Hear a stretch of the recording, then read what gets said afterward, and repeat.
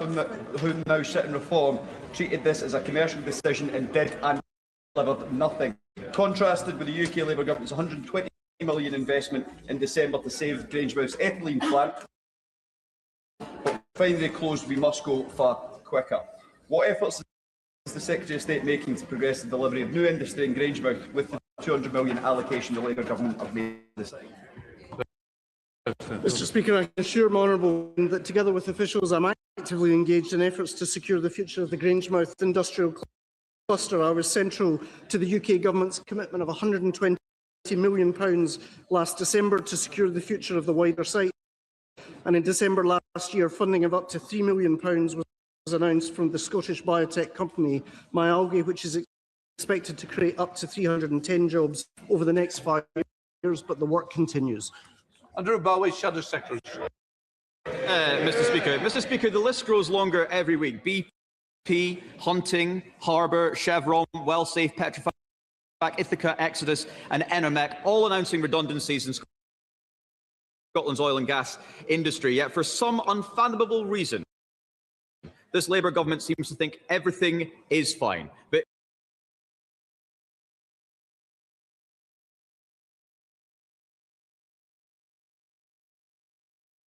isn't the truth, Secretary of State, that his government is carrying out the willful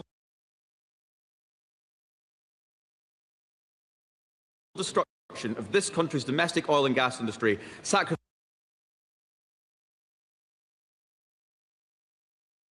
thousands of jobs and making this country poorer and less secure? Mr Speaker, history didn't begin in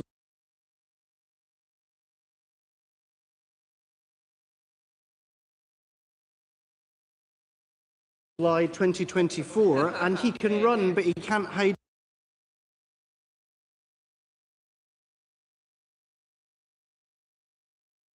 from his record.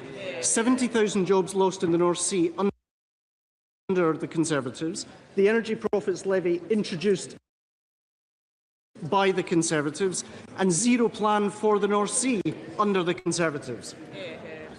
Yeah, the Labour Party just don't get it, or worse, they just don't care. 1 week tomorrow, there will be a referendum in our oil and gas industry in Aberdeen, and the choice could not be clearer. Only one party is standing up for the Granite City, for Scotland's energy industry, for Britain's energy security, and that's the Conservative and Unionist Party. He must agree that in Aberdeen next week, the choice is clear. Vote to get Britain drilling with the Conservatives, or for decline in job losses with Labour or the SNP. Mr Speaker, that felt rather more like a party election broadcast than a question. And as always, I would recommend the good voters of Aberdeen vote Scottish Labour. Question 5, Mr Speaker. Mr Speaker, this government is and remains committed to the successful delivery of the Borderlands Inclusive Growth Deal. In March, the UK and Scottish governments approved a deal reset, which confirmed a more deliverable, affordable financial profile. This reset will boost the delivery of key projects like the Chapel Cross development and the Mountain Bike Innovation Centre in Erleithen, and help the deal make a real difference to the south of Scotland. Thank you, Mr Speaker, and may I wish you a very happy birthday. Mr Speaker, members on both sides of the border and both sides of this chamber believe that the deal has the potential to be transformative for our region.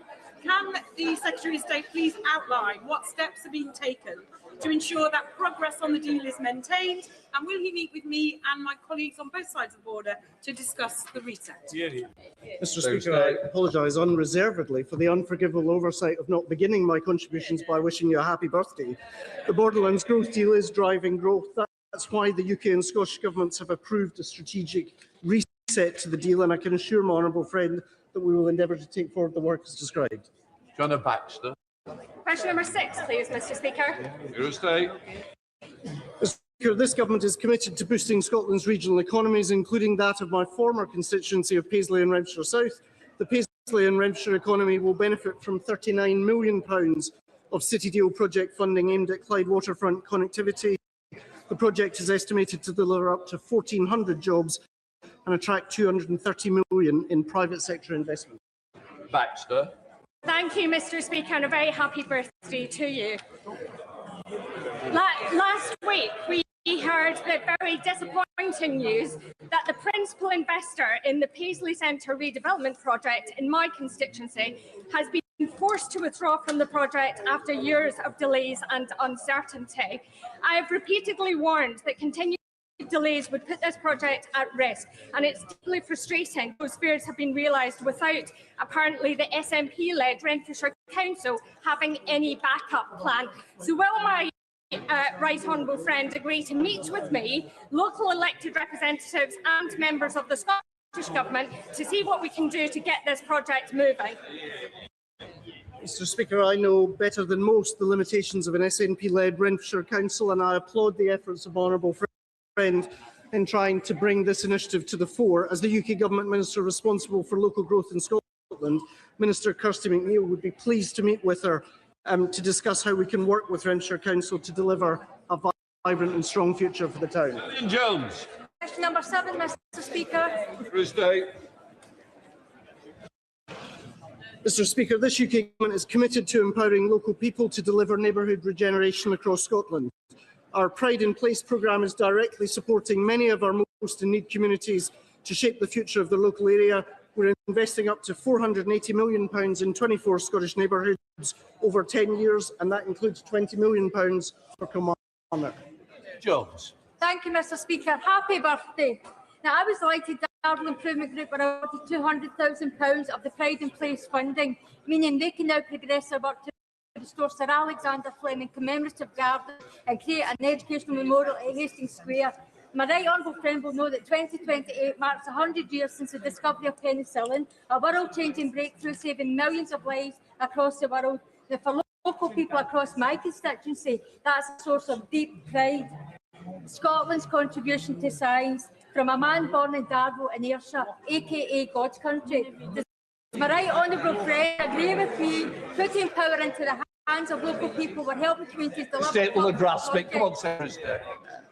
Mr Speaker, firstly let me congratulate the volunteer-led Darvel Improvement Group that she references for securing this £200,000 from the Pride in Place Impact Fund. She is right to recognise the world owes an immeasurable... Manually designing precision acquisition circuits is a thing of the past. With Signal Chain Designer by Analog... heart of celebrating what is his truly monumental scientific achievement. Pete Wishart. Thank you very much, Mr Speaker. Perth is still the only city in Scotland that hasn't received 1 penny from the Conservatives levelling up or 1 penny from the government's Pride in Place. When I wrote to the Minister at the last allocation, she told me that we didn't meet the methodologies or indices of deprivation. Now, the Secretary of State was once a failed candidate in the city of Perth. Surely at that time you noticed that we have poverty like every other city in Scotland. So why haven't we received a penny, and when will we get our share? Mr Speaker, the honourable gentleman is entirely right. I did fight Perth for Labour, although Perth fought back pretty effectively. I'm fully aware of the contribution that Perth and the Fair City makes to the economy of Scotland. And I'm also very aware of the methodology that we've used, which is an objective basis on which to allocate British public funds. Gregory Stafford.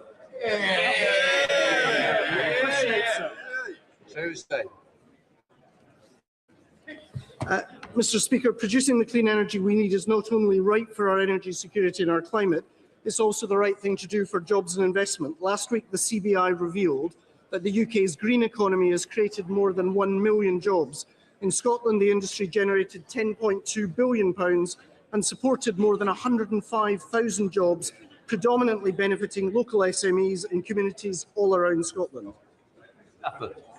Mr Speaker, but we are losing over 1,000 jobs a month in our oil and gas industry. And despite what the Secretary of State has just said, we are not seeing a similar uptick in green jobs. Skilled workers are losing their jobs in oil and gas and are actually leaving the country.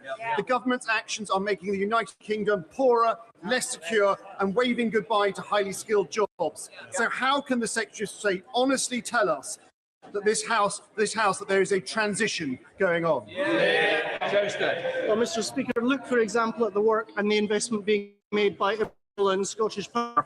He shakes his head, but that's real investment delivering real jobs. If he would like to comment further on it, perhaps he'd like to apologise for the abject absence of any plan from the previous Conservative government in relation to the North Sea, which explains the fact that they lost 70,000 jobs on their watch. Richard Baker. Number 9, Mr. Speaker. Yeah, good. It's just a question. Yeah. The UK government's £50 million Scottish Defence Growth Deal is a true step change for Scotland's industrial base. It will support jobs, skills and regional growth. The deal includes, of course, £10 million for innovation facilities, both on the Clyde and in Rosyth, where the SNP won't back Scottish industry, young people or our national security. Scottish Labour and the UK government will step in. Speaking today, the Secretary of State for Defence set out at GMB conference how this government's investment in defence is delivering for British workers. Can my right honourable friend assure me he'll work with his military defence colleagues to support Scottish yards, including Methil in my constituency, who last month delivered the Seahorse pontoon ahead of schedule, on budget, and with a skilled workforce that is ready to take on new defence contracts, including Programme Euston? So, Mr. Speaker, there is no more doubted defender of or advocate for the Navantia yard than my honourable friend. I was delighted to visit the yard a few weeks back along with him, and of course I want to congratulate them on completing the Seahorse pontoon ahead of schedule. Having visited the yard myself, I saw firsthand the expertise and commitment to the workforce and indeed the young apprentices there, and they are delivering for all of us. Before we come to Prime Minister's questions, I know the thoughts of the House will be those affected by the events in Belfast this week. I should inform the House that charges have been brought against a man following the attack on Monday night. That case is now sub judice. It is possible that other charges may be brought, including respect of events in Belfast in the aftermath. I am granting a full waiver to allow members to discuss wider issues raised in the context of this incident. However, I must urge members in the strongest terms not to discuss the details of any individual case. This includes not discussing any motive or the guilt or innocence of any individual. Members should avoid wider speculation that comes with prejudicial in any future criminal trials. We now come to Prime Minister's questions. I call Melanie Ward. Question number 1, please, Mr. Speaker, and happy birthday to you. Prime Minister. Thank you, Mr. Speaker. Last week, I noted the helicopter crash in Devon. I want to put on record our sincere condolences to the families of Lieutenant Commander Chris Gayson, Lieutenant Lily Mae Fisher, and Petty Officer Owen Green. Our thoughts are with their families at this tragic time. Mr. Speaker, I also send my condolences to the family of Michael Story. Michael worked as a driver in Number 10 for over 2 decades.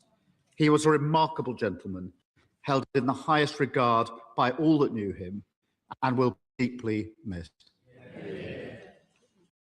Mr. Speaker, people are rightly sickened by the horrific attack on Monday night in North Belfast. As you have just said, the man arrested has been in court in Belfast this morning and charged. I want to thank the Police Service of Northern Ireland and other responders and members of the public who responded with such bravery. And our thoughts are with the victim. But let me be clear, Mr. Speaker, the acts of violence and arson that followed are totally unjustified. This morning I spoke with the First Minister, the Deputy First Minister and the Chief Constable. And the Secretary of State for Northern Ireland is meeting leaders in Belfast today. We are united in calling for calm and determined to restore order, support the police and all those on the front line, and ensure that justice is done. On a lighter note, Mr. Speaker, as the World Cup gets underway, I'd like to wish the best of luck to both Scotland and England. And I too would like to wish you happy birthday. Mr. Speaker, this morning I have meetings with ministerial colleagues and others. In addition to my duties in this House, I shall have further such meetings later today. Melanie Ward. Thank you, Mr Speaker, and let me associate myself with the Prime Minister's remarks about the situation in Northern Ireland and about the Scottish football team.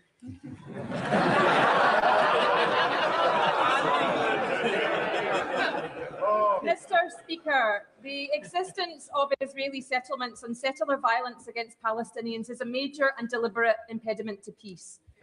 By working with Israeli human rights researchers, I have uncovered 32 British charities which are funneling money to Israeli settlements on Palestinian land. Last week, I submitted a formal complaint to the Charity Commission about them. In the last 5 years, they've sent over £28 million to illegal settlements, with a likely taxpayer subsidy through gift aid of more than £5 million. Our constituents will be appalled by this. Does the Prime Minister agree that funneling money to Israeli settlements is extremist activity, not charitable activity? And will he be clear that it is banned? Prime Minister. Can I thank my honourable friend? Settlements are a flagrant breach of international law, and no UK charity should be supporting them. And the Middle East Minister met the Charity Commission today to discuss these concerns. We announced yesterday further sanctions against those who support settler violence, and we will continue to look at strengthening those sanctions. British businesses should have no economic involvement in illegal settlements.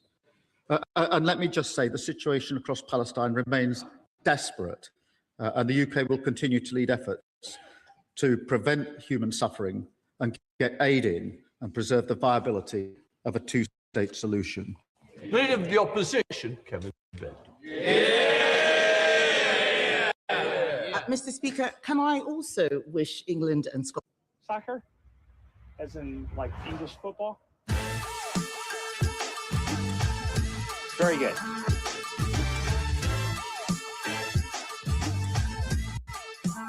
Soccer is fun. We've been watching it lately and it's fun. Soccer. What about soccer? Just remember, it's football, not soccer. Watch the greatest show on earth, FIFA World Cup 2026, 11th June onwards, live and exclusive on Z5 and United Sports. To a night of violence. There is a live criminal case, so we must be careful about what we say. But we can be clear about this. People have a right to be angry. I am angry.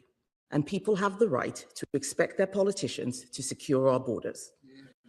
But no one has a right to burn families out of their homes or to burn public property and attack the police. We all have a duty to stand up for public safety in every way.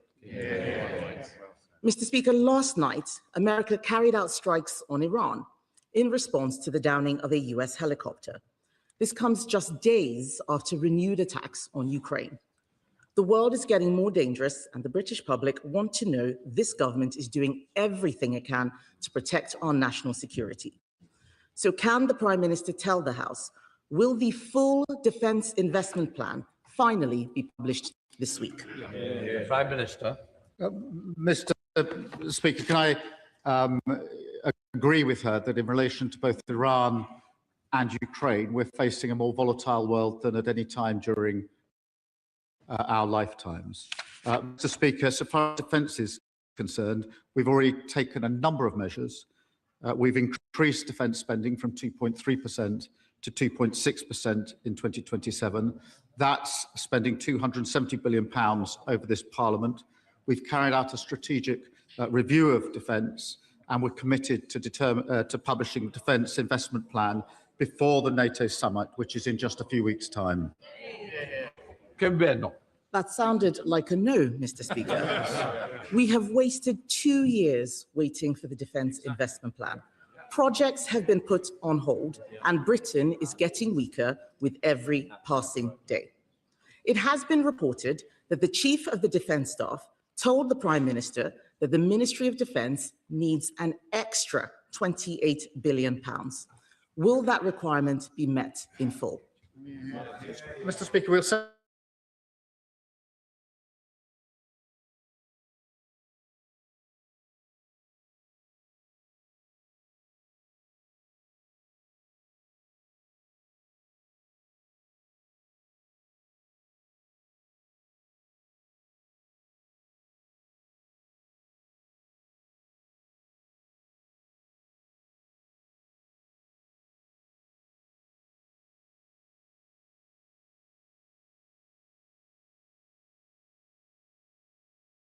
took it down to 2.3%. We've taken it up to 2.6%. The defence investment by 2027, the defence investment plan will be published before NATO. We've already signed 1,400 major defence contracts. 94% of those, Mr. Speaker, are with British businesses. And as the Defence Secretary said, that includes helicopters made in Yeovil, drones in Swindon, armoured vehicles in Telford. And we've also given our armed forces the biggest pay rise in over 20 years. That's Labour making investment to safeguard our national security. Mr. Speaker, can I welcome the pay rise for the armed forces? But the Prime Minister says he's increased defence spending. He's not. This year, he's cutting it by £3.5 billion. What he's talking about is hopeful increases, which we don't know if he will do because there is still no defence investment plan. At a time that we need leadership, Mr. Speaker, we have total paralysis. It is reported that the Chancellor is only willing to find £13 billion for the dip. At the London Defence Conference last year, the Prime Minister said defence would be the central organising principle of his government. How can that be the case when he's giving the armed forces less than half of the minimum that they need? Prime Minister. Mr. Speaker, we've already increased defence spend. We will spend £270 billion in this Parliament. What did they do on spend? They took it from 2.5% and they cut it to 2.3%. And we'll take no lectures from them. They sat at the heart of a government that failed our armed services. They cut frigates and destroyers by 25%. They cut mine hunters by 50%. They cut the army from 100,000 down to 72,000. They missed army recruitment targets every single year for 14 years. And they left morale in the armed forces at an all-time low. So we'll take no lectures from them on defence and security of our country. Mr. Speaker, we've heard him say this about 100 times. There is still no defence investment plan. He is the Prime Minister now, at least I think he is. Should I be calling Andy Burnham instead to ask these questions? He is the Prime Minister, and the reason that he's dithering is because he doesn't know where the money is coming from. The military is waiting, the bond markets are watching. He has only three options: cutting spending, more borrowing, or higher taxes. We know that the Chancellor wants to put up tax to pay for it. Will the Prime Minister rule out raising taxes? Prime Minister. Well, Mr. Speaker, she asked the House to simply ignore the last 14 years under what? So we may have failed the armed forces, hollowed them out, but please just forget all that and act as if it didn't happen. Well, you can't forget all that, given the damage they did to our armed services. Mr. Speaker, she says forget all that.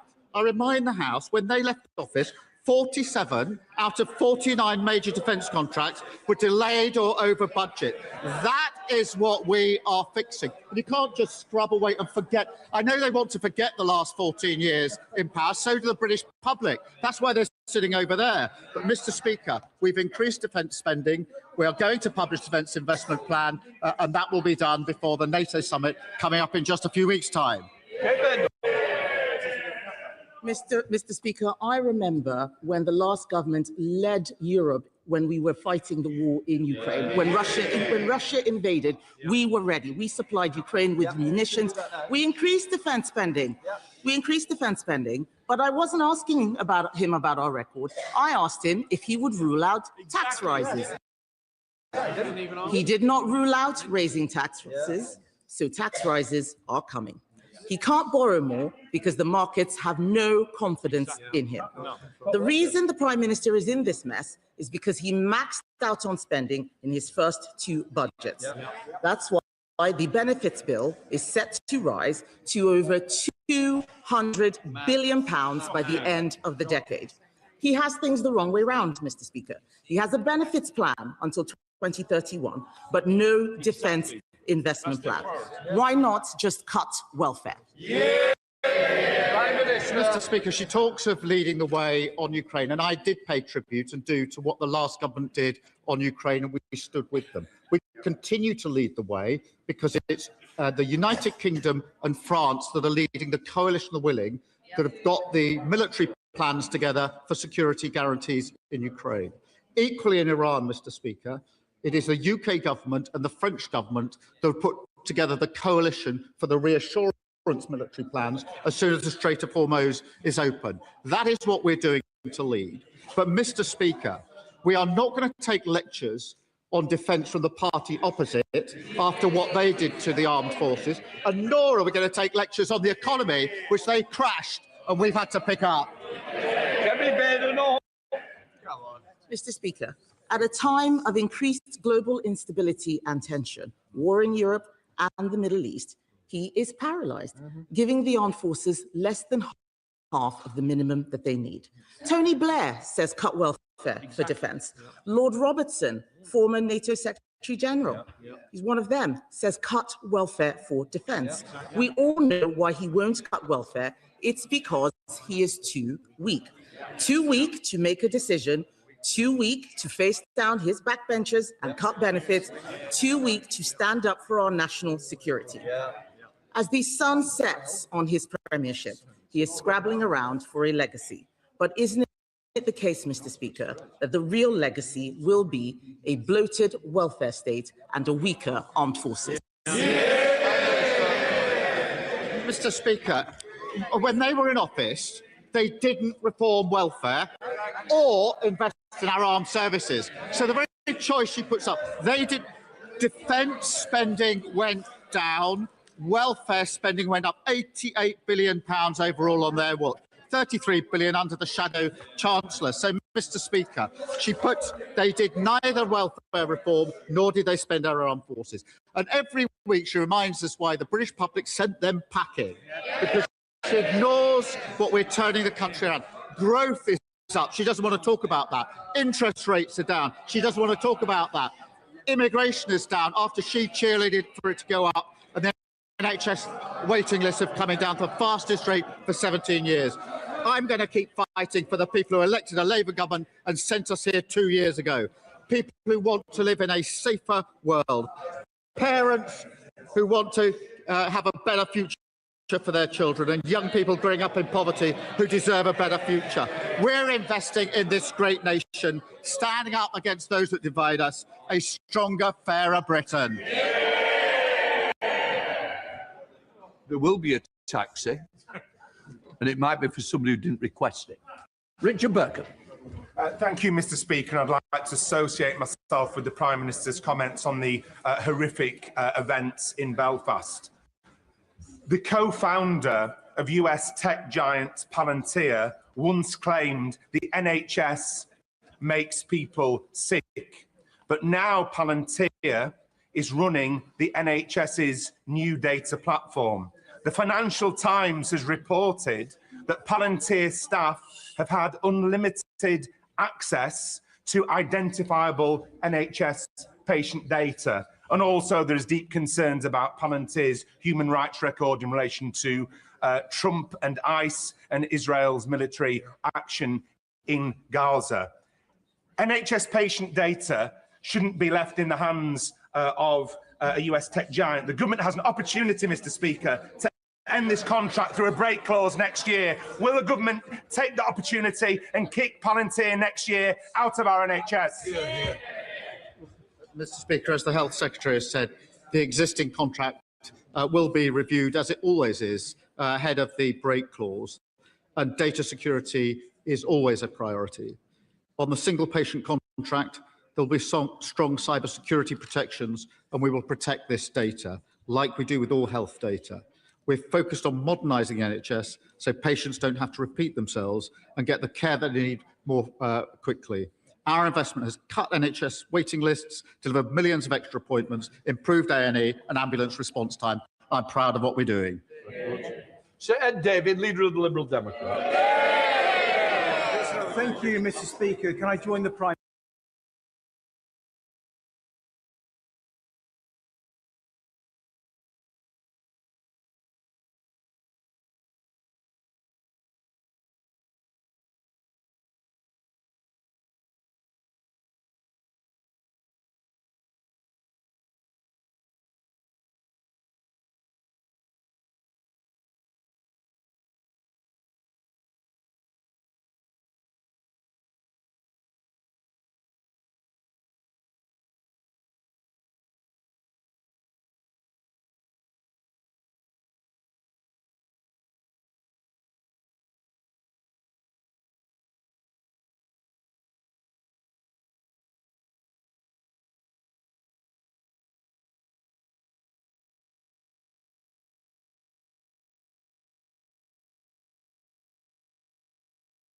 Minister in sending our condolences to the families of those killed in last week's helicopter crash.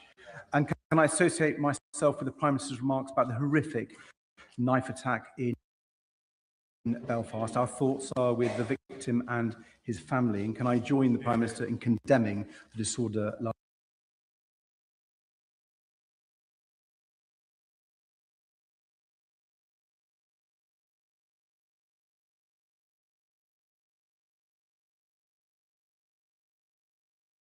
last night?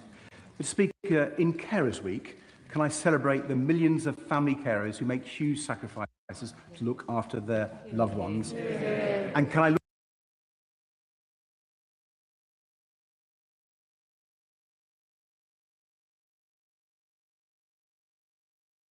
look forward to an England versus Scotland World Cup final? and can I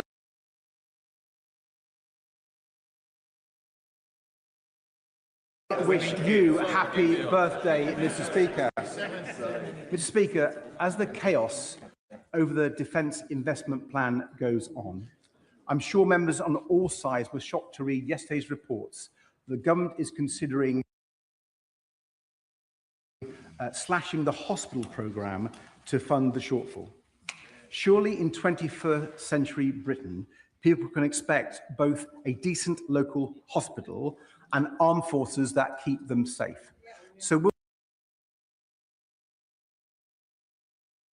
the Prime Minister rule out any cuts to the NHS budget to fund defence? Minister. Mr. Speaker.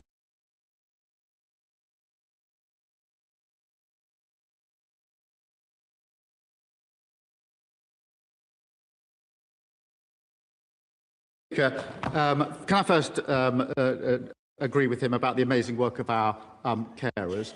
We will take the necessary measures to defend our country. The first duty of any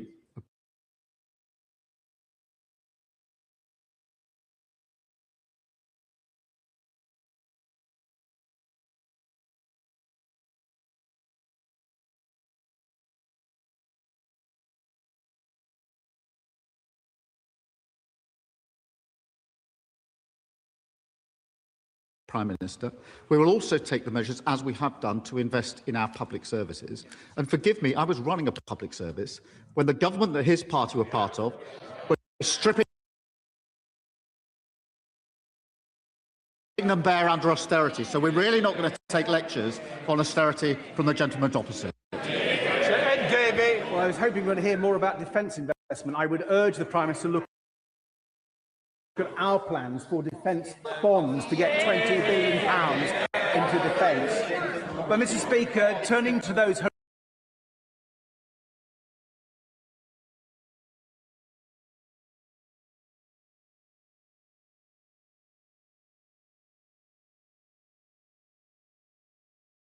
horrific scenes in Belfast, too many times we see the same pattern.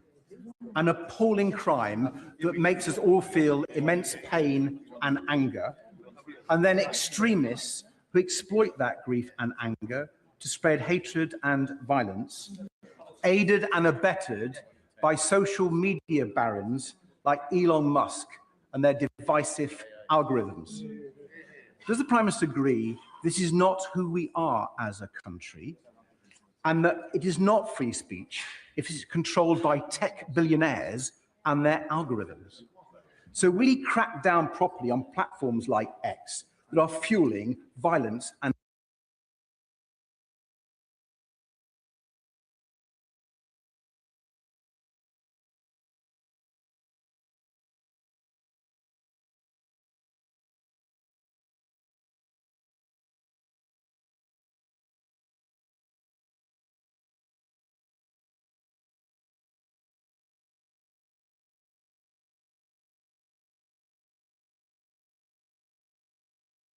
hatred. Prime Minister. Mr. Speaker, we will crack down on anyone who's fueling this division. But it is really important, and I agree with him, we are heading into a very difficult situation in Northern Ireland. As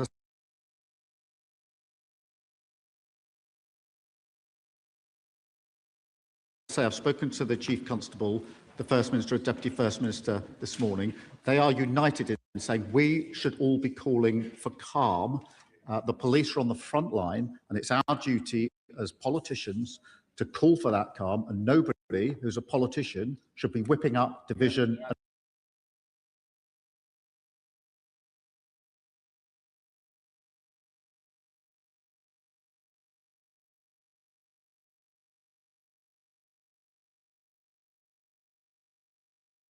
hatred.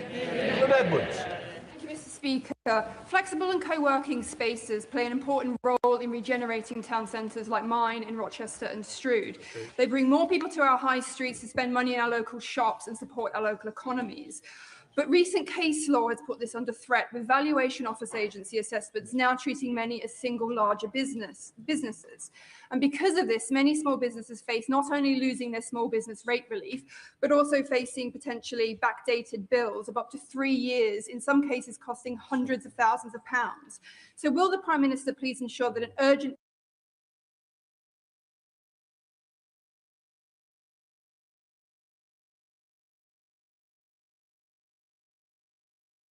political solution is found to this problem?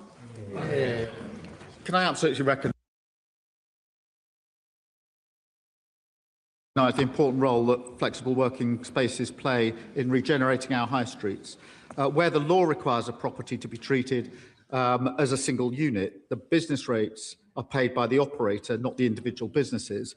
I can't speak for every case, but I will make sure that the Treasury Minister picks up with her as quickly as possible in relation to the particular issue. Gavin Robbins. Mr. Speaker, can I associate myself with the remarks of the Prime Minister in relation to the tragic helicopter crash last week? Mr. Speaker, yesterday I shared my concern that community cohesion stood on the precipice. The North Belfast attack on Monday was medieval, it was sadistic, and it's sadly been viewed by millions in this country. As reprehensible as it was, the outrageous violence, intimidation and community damage carried out last night in my constituency and in other parts of Northern Ireland require the strongest condemnation. It is impossible to share concerns about damage to our British values and then act in a way that tarnishes the very thing we should want to protect. The government's job, our collective job, is to act, to protect our country and to defend our borders. The Prime Minister knows that the man charged entered our country illegally. He passed through 2 safe countries and attained asylum in record time. Will he meet with me urgently to discuss the steps he and his government will take to ensure our values are enforced, that the rule of law in this country sustains, and that he protects and closes the open, porous border between our country and the Irish Republic? Prime Minister. Can I thank the Right Honourable Member? And can I particularly thank him and all leaders in Northern Ireland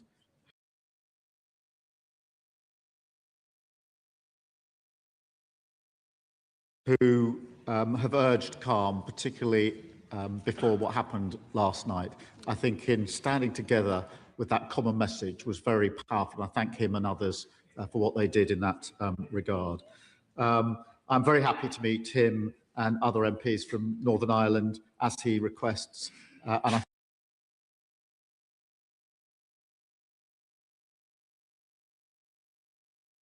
think we've now identified a slot after Prime Minister's questions when we can do that. It is obviously important that we do at the first opportunity.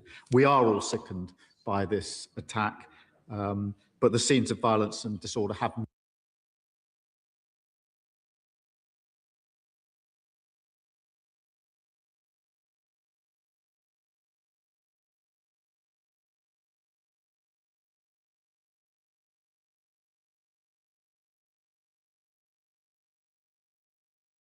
no justification, and we need to be really clear about that. Of course, there are questions that need to be answered, but destroying communities, destroying homes and driving people out of their homes is not and will never be the right way to respond to an attack like this. And I look forward to working with him and others to ensure that we get the calm response and give the police the space that they need to deliver justice. Russia Nora Ali. Thank you, Mr. Speaker. Can I also associate myself with the Prime Minister's remarks about the horrific situation in Northern Ireland? Mr. Speaker, the Mildmay Hospital in my constituency, established in 1877, has been a pioneer for HIV and AIDS care since the 1980s. Diana, Princess of Wales, made 17 visits to this unique charitable hospital, breaking through the stigma surrounding HIV and AIDS. Today, Mildmay also provides care for patients with other complex needs, relieving pressure on the NHS, and yet it's at risk of closure because of commissioning issues in the NHS. Ahead of the 30th anniversary of Princess Diana's death next year, will the Prime Minister lend his support to this iconic hospital, which was so close to her heart, so that it can survive and thrive? Minister. Well, can I thank you for raising this? The Mildmay Hospital is synonymous with extraordinary care and compassion, as she describes. I will make sure that she meets the Health Minister to discuss the concerns that I know she has in relation to it. Mr. Speaker, as a person of colour in this House, I'm sure members will agree that I cannot be held accountable for the vile acts of individuals that share my complexion or heritage. However, there are some in this chamber who seek division to further their political ambitions. Individuals who are fueling hate against citizens of our own nation and causing hard-working, upstanding people to be afraid for their safety because of the colour of their skin. Teachers, doctors, nurses, which are afraid to go to work.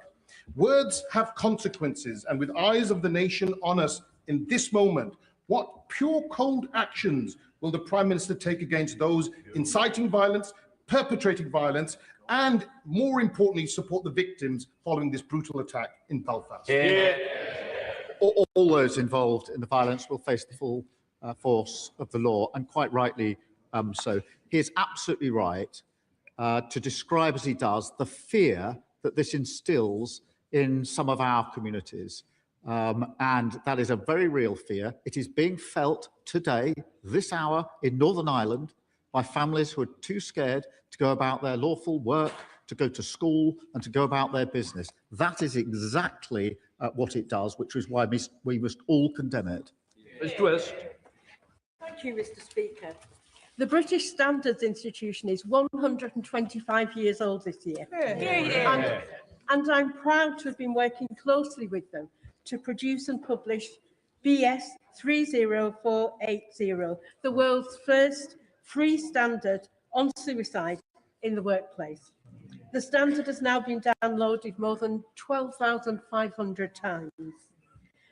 As we all work towards reducing the number of people who die by suicide, will the Prime Minister support more workplace adoption of this standard and work with BSI and myself to achieve this? Can I start by paying tribute to my honourable friend? She's been an outstanding advocate on this issue. I congratulate the BSI on 125 years of vital work. This guidance reminds us that every part of society has a role to play in suicide prevention. And it is really positive that so many businesses are putting it into practice. And I'm pleased to raise awareness of it and to encourage others who've not seen it yet to look closely at it and follow it. Richard Tice. Thank you, Mr. Speaker, and happy birthday. We all condemn, of course, the appalling violence in Belfast last night after the horrific attack on Monday. But this Prime Minister is in denial of the rising despair across the country over his failure to stop the boats and related criminality, his failure to recognise two-tier policing, his failures over Mandelson, his failures over the scourge of anti-Semitism. He's lost the confidence of the country, his own trade union members, and his own very quiet backbenchers, Mr. Speaker. When will he do the right thing, and when will this Prime Minister resign? Prime Minister. Well, Mr. Speaker, last week we had the terrible case of Henry Novak, which they sought to exploit. Now we have a now we have a very difficult situation in Northern Ireland where families and communities are extremely frightened. What do? They try to whip up fear and division because that's all they've got. And he talks about stopping the votes. Mr. Speaker, when we passed legislation to help stop the votes, what did they do? They voted against it. And to take those measures, you need money. And he is still not properly addressed why his companies didn't just aggressively avoid tax, but failed to pass the tax that they legally owe. His investment company then gave huge donations to reform. If he paid his tax with more money to deal with these issues. Ivan Sampson. Thank you, Mr. Speaker, and happy birthday. Last summer, my constituent, Ryan Long, went on his first lads' holiday to Ibiza. On his first night, he made what turned out to be a fatal decision when he took an ecstasy pill and, after falling into a coma, sadly passed away at the age of 18. Since his death, his mum, Angie, working with local charity Open Road, has ploughed her grief into campaigning, fundraising and raising awareness of the dangers of drug use so that no other family has to go through the pain hers has suffered. She joins us in the public gallery today. Will the Prime Minister join me in thanking Angie for her dedicated work, and will he meet with her to discuss ways we can further raise awareness of the danger of drugs in Ryan's name? Minister. Can I thank him for raising this case? And I think the details of Ryan's case that he has outlined are very hard to hear. I have to say, as a father of a 17-year-old boy, I find it particularly hard to hear. And no mother should have to experience what Angie has experienced. I know she's here with us today, and I'm very much hoping I can meet her immediately after PMQs. Thank you, Mr. Speaker. Thank you, Mr. Speaker. If any member of the public wishes to visit a major sporting event or major music event, they can expect to be searched on the way in. If they bring a bottle of water, the lid will be taken. If they order a drink from the bar, it will be served in a plastic cup. This is done for security reasons. Yet because of exemptions in the Offensive Weapons Act 2019, those same events permit the carrying of blades up to 5 inches long. I would just like to ask the Prime Minister, does he recognise the dangers and the risks associated with that? And does he recognise what a solicitor might call an exception, our voters would call two-tier justice? Yeah. Well, Mr. Speaker, let me just be very clear. Any blade that's used to threaten or to harm others is illegal by law. Any blade. We will, of course, work with the Sikh community, knife crime campaigners and the police to learn the right lessons. That is the responsible thing to do. And I really do think we all have a responsibility, a duty as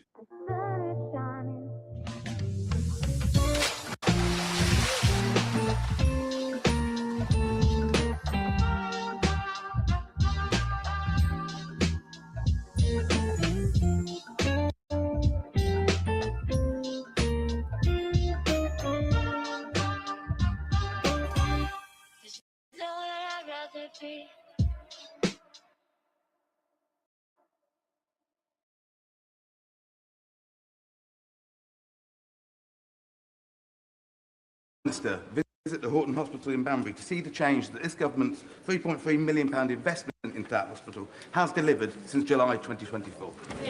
Well, I'm pleased that his local maternity services are seeing improvements. We now have a record number of midwives working in the NHS, and we're investing over £150 million to address critical safety risks. There is much more that we need to do, so every mother is listened to and receives outstanding care. The recommendations of the Amos inquiry will be published shortly, and we will act to deliver lasting change. Tom Gordon. Thank you, Mr. Speaker. Earlier this year, I found myself in hospital as a result of a flare-up from living with ulcerative colitis. I was bowled away by the support that local constituents and people who live with inflammatory bowel disease across the country when they got in touch and shared their support. But for people with IBD, care often falls far short of the mark. It can take ages to get a diagnosis. Myself, it took the best part of a decade. And then when you manage to get a diagnosis, the care that comes can come as a postcode lottery. Now, When you're living with a fluctuating and not visible condition, that's already hard enough before navigating those systems. IBD UK Alliance set out what good care looks like with the IBD standard. Will the Prime Minister meet with me and clinicians to discuss IBD standards, and will he consider appointing a national clinical lead to drive improvement when it comes to IBD care? Can I thank him for sharing his personal experience and congratulating him on his achievements at the London Marathon, notwithstanding that. I agree with him that wherever a patient lives, they should receive high-quality, consistent care. Through national improvement programmes like Getting It Right First Time, we are making sure the best practice is shared to drive up standards, but I'm very happy for ministers to give him the details of that in the way that he's raised in his question. Chris Vance. Thank you, Mr. Speaker, and many happy returns to you. And can I take this opportunity, as it is Carers Week, to thank all of the young carers and young adult carers in my constituency of Harlow for all they do all year round. Mr. Speaker, you will know, as a former teacher, I spend a lot of time talking to students, parents and teachers in my constituency of Harlow about the dangers of social media, and they're very concerned that these big tech companies are not taking their responsibility seriously. So can I ask the Prime Minister what he's doing to hold these big tech firms to account to ensure our young people are safe online? Can I thank him for the great work he's done for decades supporting young carers? Mr. Speaker, we've given tech companies a deadline. Introduce the device-level controls that already exist to prevent children from sending and receiving sexually explicit images, or we will change the law with fines for companies or even criminal liability for bosses who fail to comply. Because when it comes to the safety of our children, standing by is not an option, and further steps will follow. Adrian Ramsey. Mr. Speaker, a suppressed DEFRA report concluded that without transformational change, our food and water systems are at risk of catastrophic failure from 2030. Another suppressed Joint Intelligence Committee report concluded that there's a high likelihood of ecosystem collapse, putting food production at risk. Does the Prime Minister recognise that many of us across this House are ready to work collaboratively to address these very urgent challenges, and will he commit to publishing these two reports in full? Prime Minister. Well, I agree that we must act to protect ecosystems that underpin our food supply and our way of life, and I'm really proud that under this government, the UK is back playing a leading part on climate change and restoring nature. Alison Taylor. Peter Murrow pleaded guilty to embezzling over £400,000 of SNP members' funds. Thousands of pounds were spent on luxury items ranging from a salt and pepper grinder to a new Jaguar to a luxury motorhome. When party figures raised concerns, even resigned, they were silenced and ostracised by those at the very top of the SNP. Does my right honourable friend, the Prime Minister, agree that a full investigation into this national scandal needs to be held as a matter of urgency? Well, Mr. Speaker, these are clearly serious, legitimate questions that deserve answers and scrutiny. Answers and scrutiny they're not getting. I do think the Scottish Parliament should look at them closely, and I hope they'll listen to the concerns of this House. Anna Spencer. Thank you, Mr. Speaker. Running a business as a plumber, I was well used to dealing with dirty grubbiness, and there's still plenty of that dirty grubbiness behind me. Now, running a business is tough, so will the Prime Minister join me in backing That's the Problem campaign to cut VAT rates in hospitality? He didn't answer the question last week. Will he tell us today, yes or no? Well, Mr. Speaker, I'm very glad that we're cutting VAT over the summer with our summer savings programme that I hope she will support. I do note we haven't heard much from the Green Party leader after he admitted he hadn't paid his council tax. Perhaps he's traded his houseboat for a submarine. Paul Foster. Thank you, Mr. Speaker. Mr. Speaker, ICBs have a statutory obligation to fully fund all essential medicines and pharmacy provision for the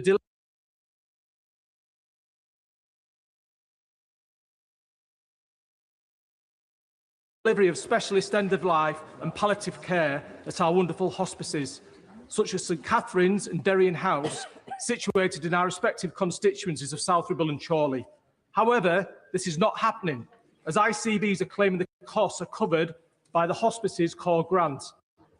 Would the Prime Minister support my private member's bill, St Catherine's Law, that seeks to place an explicit obligation on every ICB to fund all essential medicines and pharmacy provision for all our hospices separately from any core grant they receive from the NHS. Can I thank him for raising this? And as he knows, integrated care boards are responsible for commissioning palliative care and end-of-life services, including hospices, to meet the needs of their area. And that includes decisions on how services are funded, including medicines and pharmacy provisions. I'm happy to talk to him further about it. Thank you, Mr. Speaker. Every time there is heavy rain, Judy Washington's driveway and garden is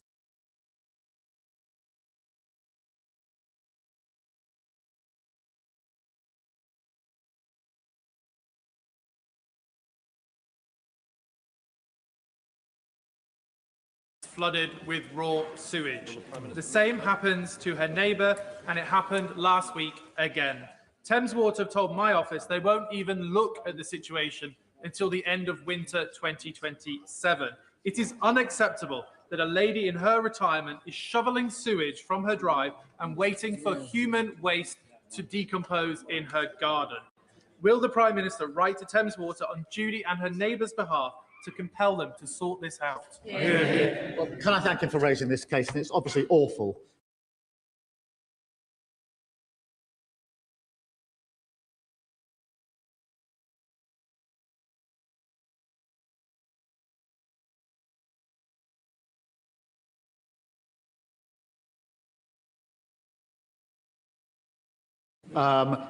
If he will share further details of it with my office, I'll make sure the Water Minister picks it up and acts as quickly as possible.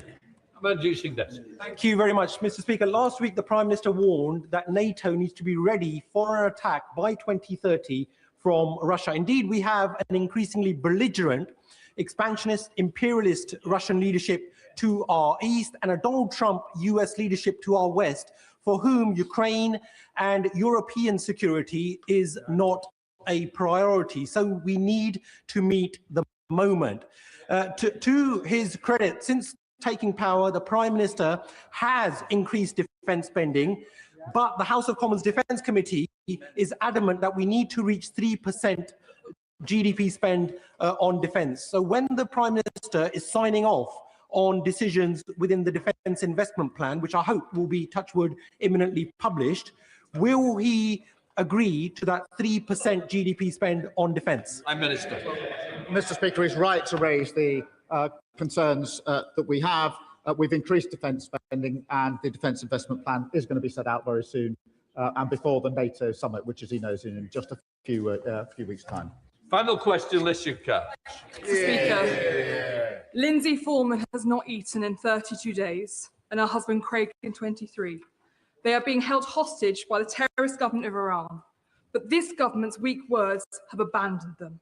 So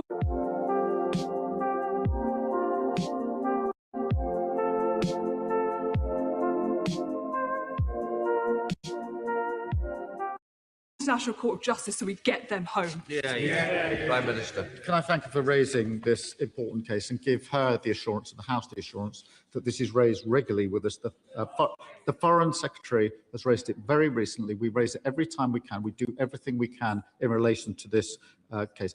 We are doing everything that we can, as she would expect, as the party opposite would have done in office, and she's right to raise the case. Let the front benches change over. That completes Pleb's questions.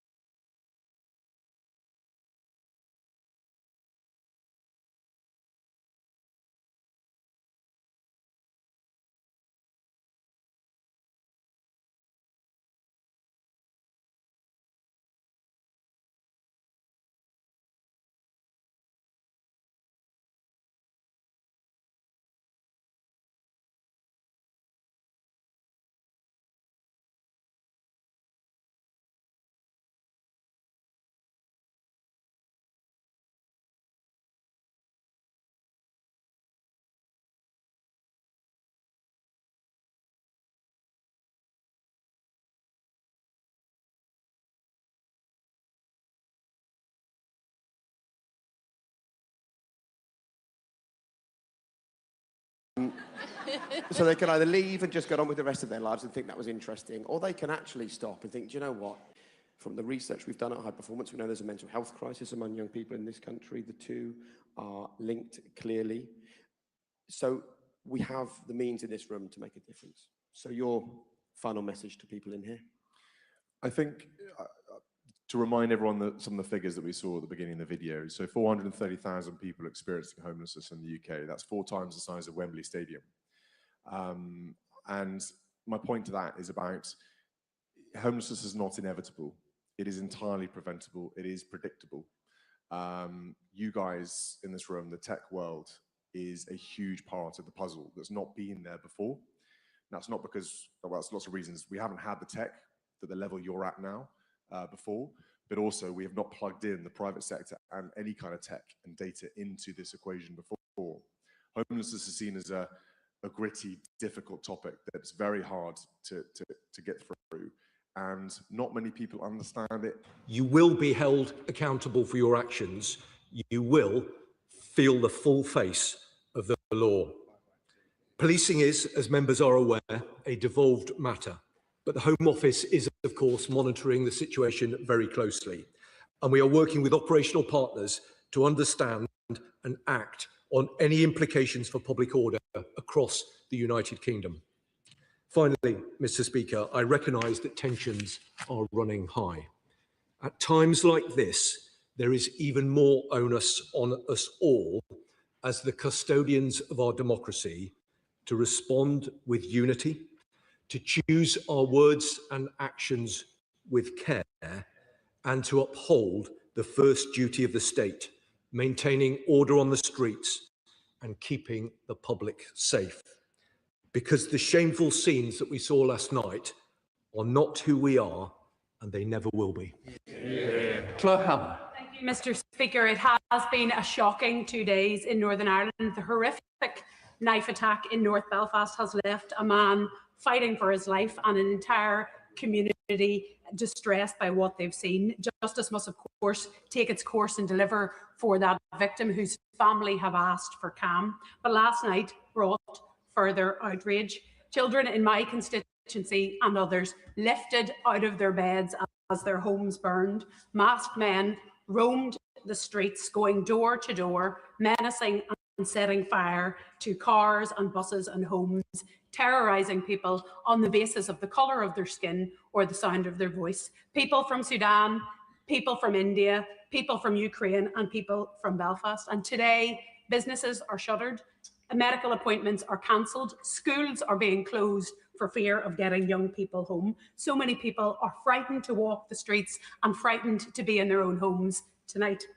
And for all the online agitators who stoke this stuff up, when they move on to their next target, we'll be the ones left to pick up the pieces.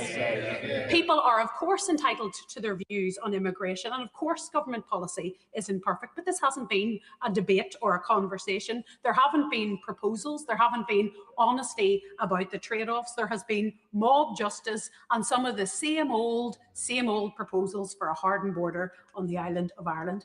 Political leaders have a duty to lead, not to lean into people's worst fears and anxieties. That video of the awful crime in North Belfast was unusual in its brutality, but the cycle of deflection and disorder has not been unusual. We have seen this movie too many times before. In Belfast, we know all about blaming an entire community for the actions of others. We know all about scapegoating. We know all about tit-for-tat violence, and we know all about street justice. Violence creates division, it's affecting our economy, and it's undermining the vast majority of people in Northern Ireland who want to work together to build a better future. What support will the government provide to those who have been harmed by this awful violence? Can they ensure swift justice for all of the perpetrators of the last few days? And what will they do to bring to heel the online platforms who drive this madness?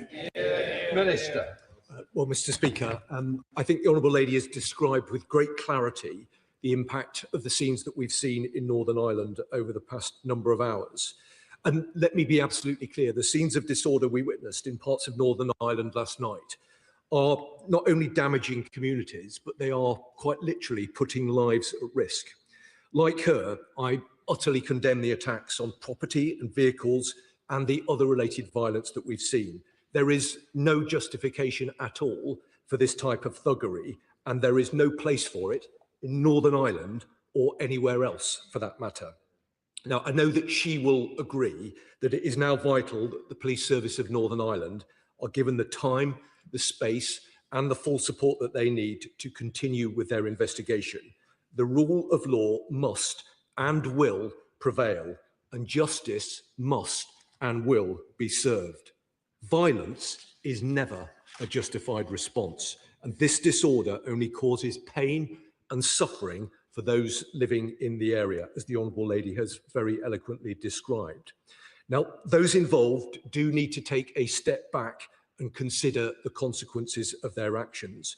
And I would strongly urge anyone who has information, no matter how small it might seem, to come forward and to contact the PSNI urgently in order to assist them with their inquiries.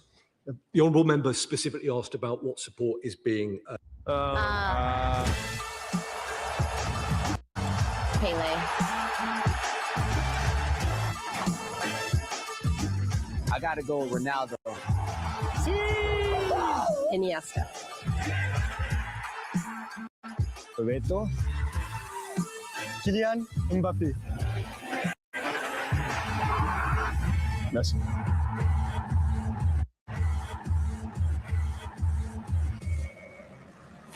Watch the greatest show on earth.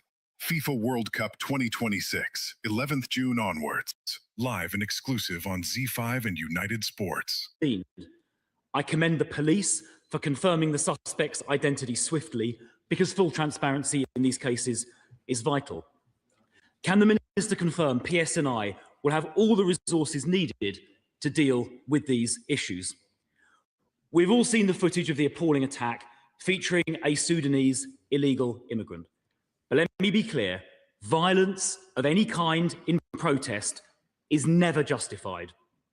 Innocent people should never be targeted, and nobody should ever set fire to houses or cars. Speaking as a father, no one should ever feel unsafe in their homes. The police, I hope, will bring the perpetrators swiftly to justice. I do understand, though, why people are angry. The suspect came into the UK illegally. He should never have been here in the first place. Mainstream politicians must now understand how angry the public are about mass illegal immigration. If mainstream politics does not stop this, the public will turn elsewhere. Since the election, 73,000 people have entered the country illegally via small boat, mostly young men. Many have committed serious crimes. I recently met the mother of Rhiannon White, a young woman brutally murdered by a Sudanese small boat migrant. There have been multiple rapes and sexual assaults with victims as young as just 13. I've come over time to realise there is ultimately only one way to end illegal immigration: by leaving the ECHR so we can deport all illegal migrants on arrival. Then illegal migration will stop, and these appalling crimes with it. Minister. Well, I'm grateful to the Shadow Home Secretary for the points that he have raised, and particularly for the clarity with which he made the point about violence never being justified. He's absolutely right, and I hope that we can speak with a strong sense of unity about that. He specifically asked about ensuring that PSNI have the resources that they need to do the difficult work that they're being asked to do at this particular moment. I know that he understands that, of course, policing is devolved, but the Secretary of State, as I said a moment ago, is in Northern Ireland this morning to work out what more we can do to provide support and to make sure that the PSNI have got the resources that they need. He spoke about the anger that people feel, and that is absolutely understood. I'm sure all honourable and right honourable members will have seen the footage that is circulating online. And whilst clearly I have to be incredibly careful not to get in the way of a live investigation, it is understandable why people will feel extremely angry at what they've seen. But it is very important that that anger does not tip over into criminality, to the kind of thuggish behaviour that we've seen. Now, he rightly raised concerns about the importance of making sure that this government, as with any government, has the right framework in place to deport those foreign national offenders who come here and commit criminality. I mean, I think he is aware of the figures. There have been 67,000 deportations and removals under this government, which marks a significant increase. I hope he and the House recognises the seriousness and the urgency with which we take these matters. They need to be dealt with calmly and effectively, but this government will do everything that we can, everything in our powers, and if there are further powers required, we will make sure that we have them, to deport and remove those people who raise a threat to the public. Mr. Speaker, and I'd like to congratulate my friend, the Honourable Member for Belfast South and Middown, on securing her urgent question. And I also would like to pay tribute to the Chief Constable and the PSNI and the emergency services for their work, and their bravery continues to be unstinted. Does the Minister agree that the events we witnessed last night demonstrate the importance of political leaders speaking with one voice and condemning violence, rejecting extremism and supporting those working to build a shared and prosperous future for all communities and the people in Northern Ireland? Well, Mr. Speaker, I'm very grateful to her, not least because I know that she has a very long-standing interest in Northern Ireland. She's absolutely right to highlight the bravery of the police. I've spent a lot of time in Northern Ireland over the years and have something of a sense of the importance of the work that they do and the risk that they carried. And looking at the scenes that unfolded last night, it is impossible not to conclude that the police did an incredibly good job under very difficult circumstances, and I absolutely pay tribute to them and their service, and of course their families, who will have been at home sick to death with worry at the kind of risk and threat that their loved ones were having to deal with. She's right to raise the importance of responsibility. As political leaders, as members of this House and further afield, we should all understand that words have consequences. And at moments like this, whilst I understand the temptation for some to score cheap political points, I think what the public expect is all of us to rise above that and think about how we can stand together and address these problems that we undoubtedly face. Paul Colour, Liberal Democrat spokesperson. Thank you, Mr. Speaker. My thoughts, as the thoughts of the whole House, are with Stephen Ogilvie, who suffered truly horrific injuries on Monday night, and with the residents of Belfast forced to flee by rioters who do not speak for any legitimate community grievance. The knife attack was repugnant, but so too were the scenes that followed. This is the second consecutive summer of racially motivated disorder in Northern Ireland, which the PSNI has faced while understaffed and underfunded. Now, the Minister rightly says the PSNI should be given time and space, but will he confirm what additional financial support the government will provide the PSNI, because they need it? Whilst the alleged attacker had leave to remain, concerns about irregular migration across the Northern Ireland border are being exploited by right-wing extremists to prevent hatred and division. Given the importance of accurate information, can the Minister also confirm whether the government will begin collecting data on such crossings, as officials were unable to provide it when I recently raised the issue as a member of the Northern Ireland Affairs Committee? Well, I'm grateful to him for the sensible way in which he's brought his points forward. He's right to raise points with regard to the resourcing of PSNI. The government absolutely recognises the financial pressures that PSNI faces. As he will understand, policing is largely a devolved matter in Northern Ireland, but in recognition of the security situation in Northern Ireland, the government is providing PSNI with 37.8 million in additional security funding for each financial year until 28-29. And as I've said, the Secretary of State for Northern Ireland is there with the Chief Constable, John Boucher, this morning. And I'm certain that they will be having conversations about whether there is more that we can do to provide support. He also, I think, made some entirely reasonable points, including around transparency. And I agree with the points that he's making. It's important always that there is transparency in this case and in all cases, but I know that he will understand that I'm very limited in terms of what more I can say because of the ongoing live police investigation. I'm joking.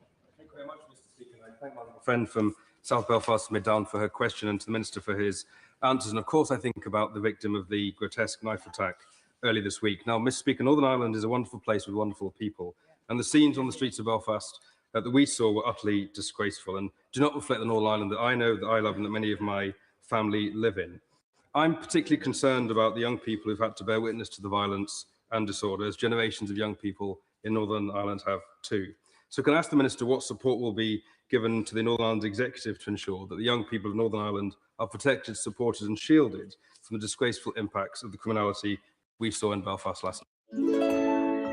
મારું investment ડૂબી ગયું મારા latest રોકાઈ ગયા મારું account hack થઈ ગયું હવે શું કરું કોણ મદદ કરશે ક્યાં કરું ફરિયાદ આરબીઆઈ ના સચેત પોર્ટલ પર હા ઓનલાઈન છેતરપિંડી બનાવટી રોકાણ યોજનાઓ અનધિકૃત થાપણો અને અન્ય નાણાકીય ગુનાઓની ફરિયાદ અહીંયા કરો જેને સંબંધિત સંસ્થા સુધી પહોંચાડવામાં આવશે જેથી સાચી કાર્યવાહી થાય આરબીઆઈ કહે છે સચેત રહો સુરક્ષિત રહો.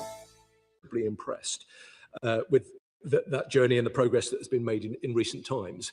And I think we have a shared endeavour across government, across this House, to ensure that that journey continues in a positive direction. Key to that is the point that he made about young people in Northern Ireland. And we have an absolute shared responsibility to them to make sure that they can enjoy the brightest possible future. And I know that that will be an absolute priority for the Secretary of State and for other colleagues right across government.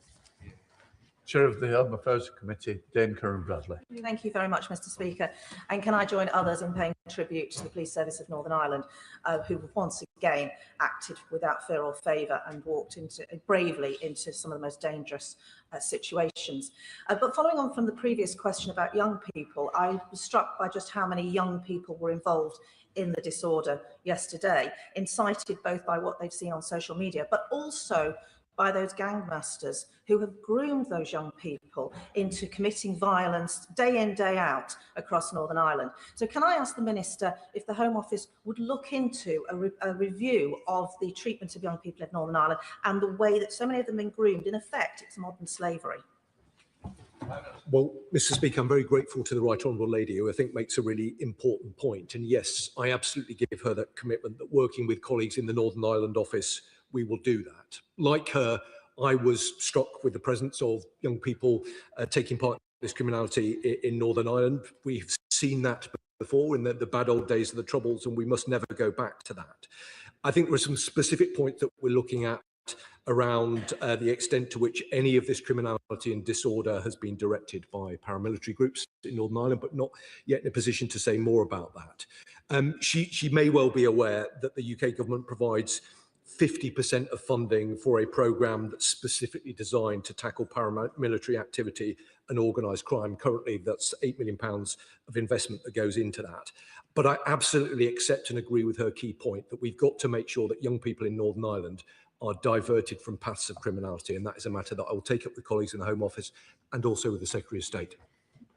Joe White. Thank you, Mr. Speaker. Can I thank the honourable member for her question? We have people in this House and beyond, including currently from Moscow, whipping up hate and disorder in our country. And what happened last night in Northern Ireland is a sickening example of that. Children nearly died. Mr. Speaker, all of us in this House agree that we must secure our borders. Would the Minister agree with my proposal that the sight of people arriving here by boat or crossing from Ireland can be ended by processing asylum claims at the nearest point of safety, thousands of miles away, thus bringing an end to the trade of people smuggling?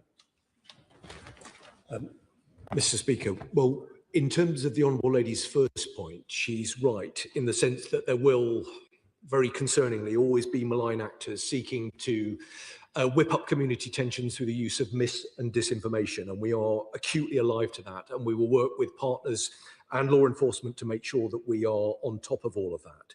In terms of her second point, I'm joined on the front bench by my ministerial colleague from the Home Office, and I know that he will have listened carefully to what she has had to say, but I'm sure she understands the determination that exists within the department and right across government to tackle the small boat crossings. That is something that we are working at pace to address.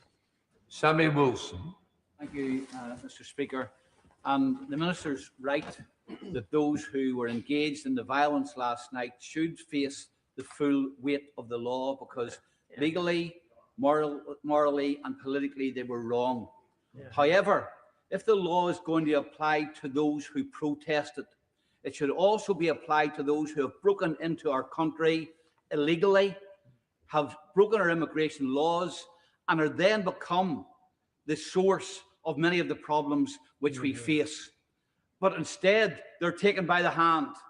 They have state resources spent on them. They have got accommodation made available to them. And then they're given the right to stay here, even though they've come in illegally. And if this issue is to be addressed, then the government must change its attitude. Those who come into our country illegally should be told, you will never get asylum. And the Irish government should be spoken to as well, so that the Irish Republic does not become the conduit for illegal immigration, the route which was used by the person who has now been accused of this crime. Well, Mr. Speaker, of course, the law should always be applied without fear or favour. And whilst acknowledging the points that he has made, I hope that he understands the determination of this government to address the issues that he has raised. The government has been crystal clear about our commitment to reduce to zero the number of hotels that are being used to accommodate asylum seekers. There is a commitment to do that process in a different way, but through the use of larger sites. And also, he will have heard the remarks I made earlier about the increase in the removal of foreign national offenders. So this is a priority for this government. This is a priority for the Home Secretary, and we are working at pace to address the issues that the honourable member raises. Thank you, Mr. Speaker. The attack on Monday night in Belfast was horrific, and the scenes last night terrifying. It is understandable that people are seeking answers, and that yet again another horrific crime is facing public scrutiny and political debate. One of the challenges is that right now people are finding those answers online and in that toxic world of social media. Now, we can either feed that tension it is creating, or we can dispel it by standing together against those who wish to target entire communities and being committed to replacing the fictions with fact. I know the Home Secretary and the Minister have been looking at this issue. What more can we do to help people have access to trusted sources of information when it comes to difficult issues like this, so that we can challenge those people who spread hatred, leading from this place and delivering to those communities affected the information they need to be able to help heal themselves and deal with the trauma of what they've seen? Well, I think the honourable member raises a very important point. I think there will be agreement and recognition that activity online can provide extraordinary opportunities and benefits, but clearly it can also provide a toxic environment which drives the kind of criminality that we've seen in recent times. I hope that she will understand that the government is working at pace across government through the Defending Democracy Task Force and working with colleagues in DCIT, DCMS and right across law enforcement and with operational partners to make sure that activity online is monitored in a way that will best enable us to reduce and eliminate the kind of activity that she refers to.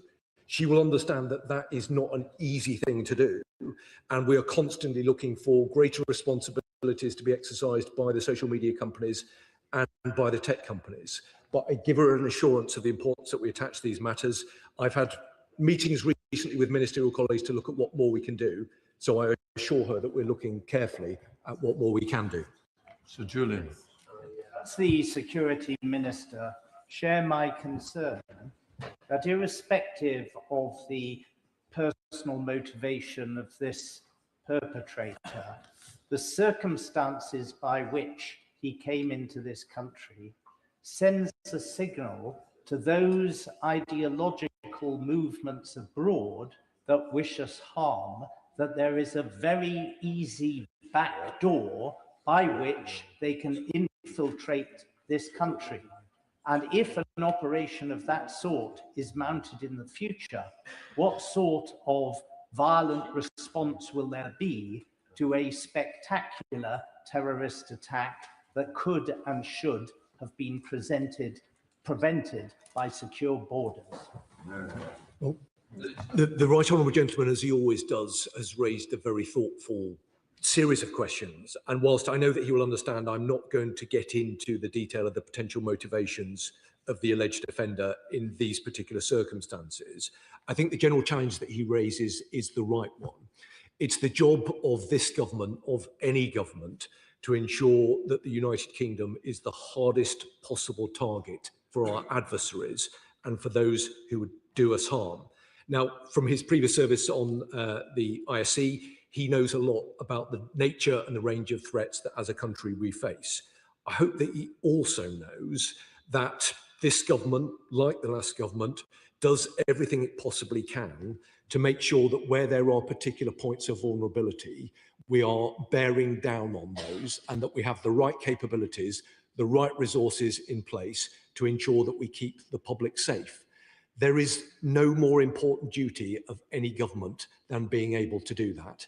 And that is what myself as the Security Minister, working with my colleagues across government, spend each hour of every day making sure that we do.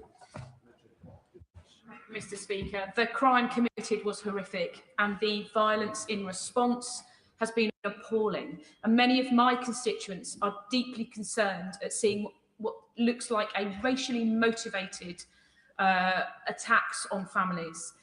They are feeling more scared in my community. So can I seek reassurances from the Minister that we will continue to stand together to reject extremism and violence and support those who work together to continue to maintain a safe, tolerant and united community, both in Northern Ireland and across the United Kingdom?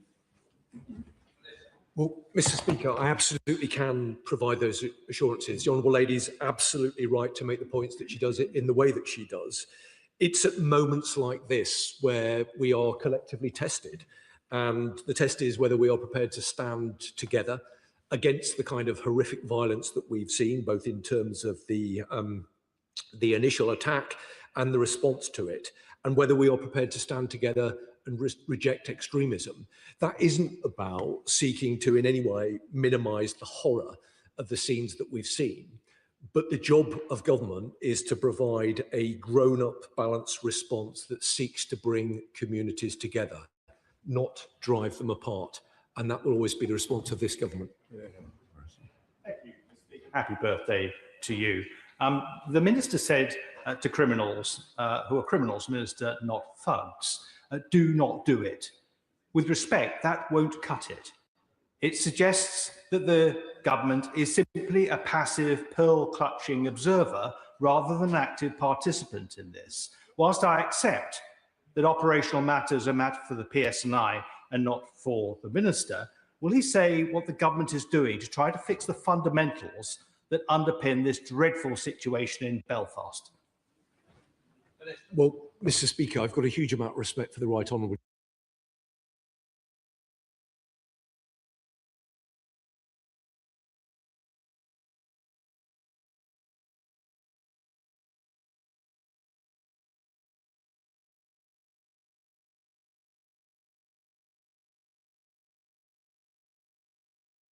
gentleman, but I think his characterisation of the words that I used in my opening remarks is unfair.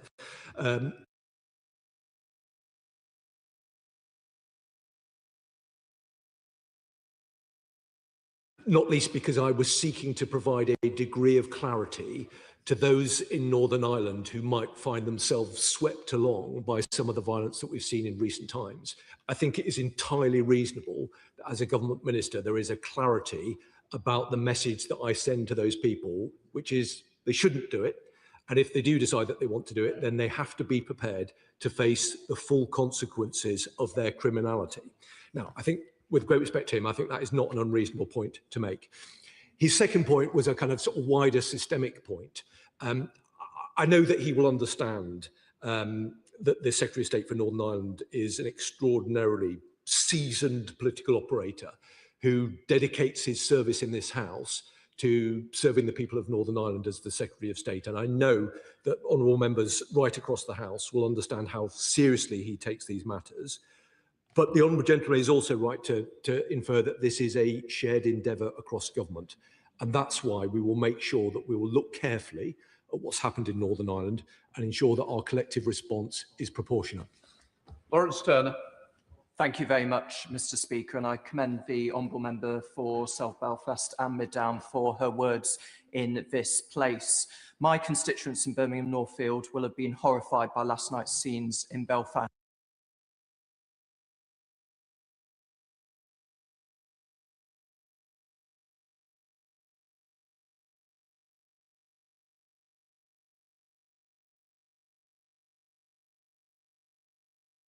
Just as they will have been by the attacks on police in Southampton. Both followed horrifying individual incidents which were subsequently exploited for extremist political ends, including online, as she said. The only difference between shouting something through a megaphone and posting it on social media is the latter might reach millions. So what consequences will be faced by those who do meet the threshold for encouraging acts of criminality, including online? Well, I'm grateful to him, and I think he's also right to raise concerns about the disturbances and the disorder that we saw in Southampton recently. The scenes both in Southampton and Belfast, and of course we've seen them in other parts of the United Kingdom, are utterly abhorrent. It is extremely kind of ridiculous for those people who participate in that kind of criminality to sometimes describe themselves as being patriots. They're not patriots. They don't believe in our country. They want to undermine our country.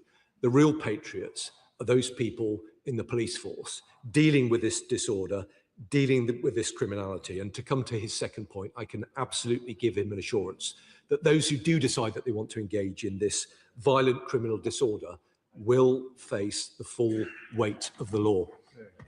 Gavin Robinson. I'm extremely grateful to you and to the Minister for his condemnation, and to the member for Belfast South and Mid Down for securing another opportunity to raise these important issues. The condemnation has been strong and the condemnation has been appropriate from the Minister. He is also right to highlight that you cannot protect British values whilst tarnishing them and trampling upon them and destroying the rule of law and intimidating members of our community and putting them out of their homes and destroying their lives. That's not British. And that's not what we need in our country. But as Security Minister, he has a number of responsibilities, and I would urge him to have a look at the swift processes that were deployed 3 years ago on asylum applications. I understand that an individual in question was most likely not even interviewed as part of that asylum process, given the constrained timescales within it. That individuals just give a name and a date of birth, and there's no database upon which to confirm that the name and the date of birth that they gave is true. And without making any comment on the individual in question on Monday, that is a huge loophole in the security of our nation. There is a need to engage with the Government of the Republic of Ireland and ensure that we have uniformity and uniformity of protection of our borders. And I would ask him to commit to do so. Thank you, Mr. Speaker. Very grateful to the right honourable gentleman, and I thought he made excellent points at the beginning of his remarks with regard to the activities we've seen and them not being British. I completely agree with his analysis of the situation, and I hope that he acknowledges my very long-standing interest and affection for his part of the United Kingdom. And lots of right honourable and honourable members feel a huge sense of determination to support him and his colleagues in the important work that they are doing. He raised a number of other points, and I know that he will understand that I'm joined by my ministerial colleague who is listening very carefully to the points that he has made. Of course, when a situation such as the one we've seen in recent days occurs, the department will want to look very carefully at the circumstances of that particular case. In general terms, some of the metrics relating to some of the points that he has made are absolutely heading in the right direction, not least in terms of initial decisions on asylum being up by 71%, and the government's absolute determination to make sure that we're processing claims much more quickly and much more effectively than was the case previously. But I think the right honourable gentleman makes a whole series of points. We will consider them further, and of course, should he wish to discuss them, I'd be very happy to do so. Thank you, Mr. Speaker. Can I echo the remarks and the statement from the Minister, and also my friend, the member for Belfast South and Mid Down, who spoke with such spoke so well and with such clarity. This was a horrific attack, and I'd like to join others in extending my sympathies with the victim. I'd also like to commend the bravery of Matt McKinnon and those who ran towards danger to disarm the attacker, and the PSNI and emergency services for their swift response. But can I also say it was disappointing, but not surprising, to see the usual suspects using this as an opportunity to divide and point score and help to whip up violence and disorder online, which then plays out on the streets of Belfast. Will he join me in condemning those who have done so? And does he agree this demonstrates the need for urgent action against the online platforms that facilitate and spread this hate? Well, I'm very grateful to him, not least because I know that he also has a very long-standing affection for Northern Ireland, and I completely join with him in praising the bravery of all of those involved a couple of nights ago in terms of the actions that we saw. I think he's also right to raise very significant concerns, and it links to the point that I made earlier on about words having consequences.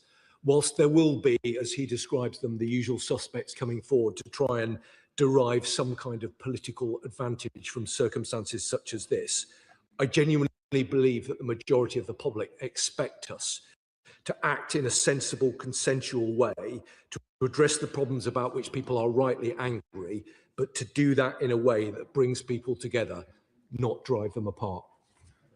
Sure. Mr. Speaker, in my 25 years as a Member of Parliament, I never thought I would ever see a situation where masked men would go door to door seeking to drive families from ethnic minorities out of their home. Now, what happened on Monday was truly barbaric, but there is nothing in the world that would ever justify that type of behaviour. Now, I and others in this House have been warning about the rise of the far right and those pernicious people who would influence this type of behaviour on our streets. Will he now acknowledge that we have a new emerging problem with elements of the far right? Will he acknowledge that? And will he therefore then commit to ensure that we tackle it effectively? Minister. Thank you, Mr. Speaker. Well, I agree with the honourable member. The scenes that he described were utterly abhorrent and were not the scenes that any right-minded person would ever want to see anywhere in Belfast or the United Kingdom or anywhere. And I hope that there is a shared sense of agreement about that. In terms of his second point, of course, I acknowledge, as the Security Minister, that in order to keep our country safe, we have to deal with a range of different threats that sit across the spectrum. Of course, that includes extreme right-wing activity, as it includes a range of other specific threats. In truth, my approach is always to be ideologically agnostic, in the sense that it doesn't make a difference to me what the particular motivation or the ideology of those who would do us harm is. I will make sure that we've got the defences to stand against those threats, regardless of where they come from. Alex Houston. Thank you, Mr. Speaker.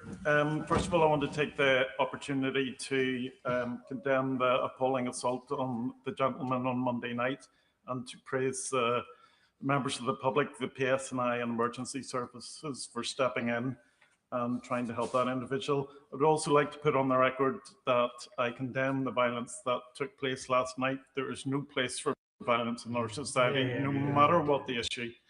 It is just wrong. However, Minister, I do have some issues. We've raised issues about police resources for the PSNI. It's not a matter that the PSNI might need resources. They urgently need help and support. We are over 1,000 police officers down in Northern Ireland, and I would urge you to send support as quickly as possible. We also have, Minister, the problem of an open border, and I know the member for South Belfast has mentioned that. That is a back door for illegal immigration into Northern Ireland. Would the Minister be able to provide us with figures how many people are using that back door and what plans the government are going to do to close that? And finally, many decent law-abiding people have genuine concerns about illegal immigration, and they feel that this government and politicians are letting them down. What can the Minister do and government do to try and assure those people that their genuine concerns are being taken seriously and are going to be resolved. Thank you. I'm grateful to him for his condemnation of the violence and the words that he said in praise of those who've acted with great courage. I understand the points that he makes about PSNI resources. These are matters that I've twice previously discussed with the Chief Constable in Northern Ireland, and I'm quite certain that my right honourable friend, the Secretary of State for Northern Ireland, will be having further conversations with the Chief Constable today and on an ongoing basis. I do recognise the concerns that he's raised, and I know that the Secretary of State and colleagues across government will want to reflect on them further in light of recent events. I thought he also made an important point about the common travel area. The common travel area, as he will know, is without border controls, and this has been the case for many years. So currently this is not data that can be collected. However, we do have immigration enforcement teams who conduct intelligence-led raids, and we have a new data sharing agreement between the UK government, local authorities and PSNI to protect the CTA from abuse. But we'll look very carefully at the points that he has raised, and I know that there will be further colleagues with ministerial colleagues about them.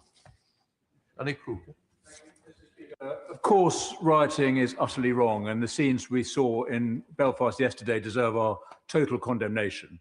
But law-abiding people across the country are rightly furious at the failure of the government to stop dangerous and violent men entering our country illegally. One reason is the pull factor of our asylum and welfare system. The other factor is the open border that we have with the Republic. And I stood on that border last week, Mr. Speaker, and of course nobody wants to see physical infrastructure erected there. But what conversations is the Minister having with the Irish government to get them to do more to stop illegal migrants travelling north into the UK? Well, I am grateful for the condemnation of the violent behaviour that we saw. I think it's right that we all do that, of course, and don't allow any ambiguity in terms of the words that we use in that regard. He'll understand that I don't share the particular critique that he's offered of the government in recent times, not least because the number of foreign national offenders who've been deported is up by 36%. So that's more than 10,000 that have been deported since this government came to office. He raised specific concerns about the common travel area. I can say that we work closely with the Irish government to protect the integrity and the security of the common travel area, whilst at the same time preserving the rights of British and Irish citizens. But where there is a requirement for us to do more, then of course we'll have to look at that. In January, I wrote to the Home Secretary because a whistleblower suggested that Border Force lacked sufficient personnel to cover night sailings from Belfast and Larne to my constituency of Fleece and Galloway, where Cairnryan is the main port. We've heard today that much more focus is on what is clearly the unlocked back door to the United Kingdom between the Republic of Ireland and Northern Ireland. What can the government do to address this and turn to prevent the North Channel between Scotland and Northern Ireland becoming a conduit for illegals and for other contraband? Well, I'm grateful to him because I think he makes an important point. I met with officials this morning specifically to discuss the points that he has raised. Of course, we will use all of the tools that we have at our disposal to address the points that he raises, including intelligence-led operations. But we look very closely at these things, and where there is a requirement for us to do more, then we will do so. Mr. Speaker, I'd like to thank the Honourable Lady from South Belfast for the question, also for the Security Minister for the way in which he's responded, so characteristically serious and thoughtful. It strikes me that there are three lines of investigation here. One, of course, into the abhorrent act on Monday night, and we have a suspect. Secondly, the disorder that we saw last night, and I heard the Minister say that we have 3 people arrested as suspects there. But there is a third strand around those who seek to incite violence. Can the Minister confirm that that is a third strand of active investigation, that we are seeking to find those people who incited that violence last night, and continue to do so? Well, I think the honourable member makes an important point. I agree with the characterisation that he has made. He's right to reference the attack and the subsequent disorder, but he's also right to reference concerns about those who would seek to initiate violent criminality under these particular circumstances. I give him an absolute assurance these are matters that we will take incredibly seriously, as I am sure will the police. Rodriguez.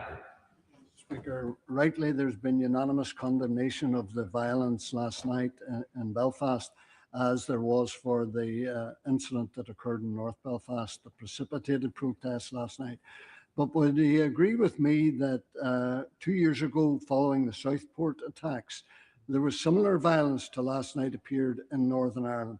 We all condemned that as well. I asked the Deputy First Minister to accompany me to our local hospital to reassure ethnic minority workers in that hospital that we didn't just condemn violence against them, but we stood shoulder to shoulder with them in opposition to that violence. But we need more than just words and standing shoulder to shoulder. We hope there will never be a repeat of last night's violence. But if the government don't deal with the fundamental underlying problem of the previous night, we will have more nights like that one. Well, I'm grateful to him, not least because it provides me with the opportunity to make the point that I know that he will agree with, that Belfast is a truly great city. It is a place with incredible history and extraordinary character. And I believe it is a place of great potential and possibilities with a very, very bright future ahead of it. And that is why it is so tragic to see the kind of criminal disorder that all of us, I think, would have hoped had been consigned to the past. So I understand the passion with which the honourable gentleman speaks, but I hope that he will also understand the commitment that exists from this government to deal with what he describes as being the kind of fundamental underlying problems. He's right to raise those. Nobody is remotely blind to them, and we completely understand the anger. And that is why we are progressing from the Home Office and working with colleagues right across law enforcement and government to make sure that we are making progress with the areas that he references. Speaker, all that last night's dreadful violence did was terrorise the innocent, self-inflict harm on their own communities, and distract from the awfulness of the North Belfast attack, and indeed distract from the many peaceful protests that there were in my constituency and elsewhere. And on all these issues, the law must take its full course against all illegality wheresoever it came from. But the deadly impact of the continuing open border with the Republic of Ireland for illegal migrants still stands. This government presides over a situation where it is illegal to bring into Northern Ireland a garden plant from Great Britain, but yet we have an open border from the Irish Republic where gentlemen like this Sudanese man can come unhindered, an illegal immigrant, into the United Kingdom. Does the Minister not see the problem? Well, I certainly agreed with the honourable gentleman's framing of his question, and also the point that he actually made about peaceful protest. I know he will understand that my remarks referred only to those engaging in criminal disorder. I've heard the points that he's made about what he describes as an open border. He will have heard the comments that I've made previously, including the point about the very close cooperation that takes place between the Irish police, PSNI and other police services to ensure that there is the most joined up and effective response. But I accept the challenge that he makes, and I accept that this is something that the government is and will need to continue to look at. Corby. Thank you, Mr. Speaker. The House owes a big debt of thanks to the member for Belfast South and Mid Down for raising this question today. Last night, the scenes of racist violence on the streets of Belfast, gangs going door to door looking for foreigners, and the racist abuse being thrown at any minority ethnic person on the streets of Belfast last night were utterly disgusting, as were the attempts by people in Glasgow and Liverpool last night to emulate that and do exactly the same. What message has he got for the far-right racists that are encouraged by parties represented in this House that they will not be allowed to assemble in the next few days and over the weekend to promote the same kind of racist language and violence against minorities within our society. None of this racist stuff builds a house, feeds a child, or educates anybody. Surely what we need to do is unite people together against racism in any form in our society. Well, I completely agree with the right honourable gentleman. I think he made his point very powerfully. My message is very simple to those who would consider any kind of racist activity or any further criminality or disorder. My message is very simple. Break the law and get ready to face the full consequences of the law. Thank you, Mr. Speaker. Can I first of all thank the Minister for his thoughtful answers. I think they're helpful for us who ask questions. I condemn totally the violence that took place in Belfast. Yesterday I stood in this place, in this house, and spoke on the right to peacefully protest and to have their government take account of their fears and their views. And as the MP for Strangford, not one stone was thrown at by the hundreds and hundreds of people who stood by the cenotaph in Newton Ards last night.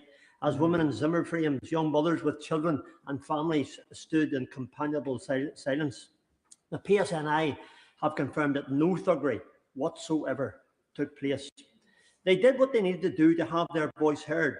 Now it's time for government, ministers, time for government to do what they need to do and listen and act to the decent and reasonable people who are not thugs and who have valid fear. So will the minister confirm that the views of these and those reasonable thousands throughout the province who quietly ask for their voice to be heard will not be ignored due to the loud actions of some terrible thugs? Mr. Speaker, I completely agree with my honourable friend. I think he makes his points in the way that he does very powerfully and with huge experience of these matters. I completely agree with his central point, which is that we must not allow the violent criminality and disorder that we have seen to drown out the important but peaceful voices of those who entirely understandably have concerns and express anger about the situation that we have seen. He's right to make that point, and I give him an absolute assurance of the seriousness with which we take it. Khan. Thank you, Mr. Speaker. Can I offer you a happy birthday? I forgot to do that during Prime Minister's question time. Can I also